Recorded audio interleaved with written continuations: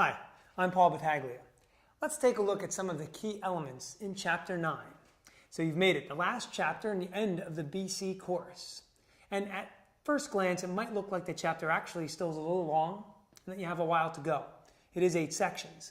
However, that's really not the case because at this point, we have to really seriously look at where we are in the year and how much time we have remaining before the AP exam.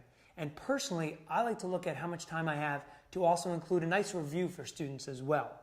So you'll notice that although there are 8 sections, a lot of these sections can actually be covered in a little bit more brevity than maybe you saw in Chapter 8 with series. So we start with section 9.1, and that deals with conics and calculus. Now, right away, actually, I have in the past chosen to skip most of this section. The reasoning is I don't really have time to get into some of the higher level abstract stuff since the students won't see this kind of calculus on the exam.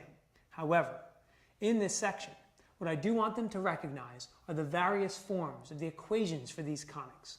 I want them to know what an ellipse looks like in the general form, a hyperbola, a parabola, things of those natures. So it's very important at least that we mention this to students. Now, when we go to sections 9.2 through 9.5, what I really like is we start looking at parametric curves and polar curves. But the text does a great job of not assuming that students have seen this before. So what you'll see is in 9.2, for instance, we really just introduce the student to what a parametric curve is. How do we graph that? And how do we then maybe look at some of the calculus involved, tangent lines, things of that nature. We'll save more of that for 9.3. And this process repeats itself as we look at polar curves. In 9.4, the focus is really heavy on what a polar curve is and how do we sketch a polar graph. How do we actually convert from rectangular coordinates to polar coordinates and back? And then once we get to 9.5, we actually start to look at the calculus a little bit more. Now through these 4 sections, our main focus is really on a couple things. Tangent lines, both horizontal, vertical, writing the equation of tangent lines, but we also want to look at arc length, area as well.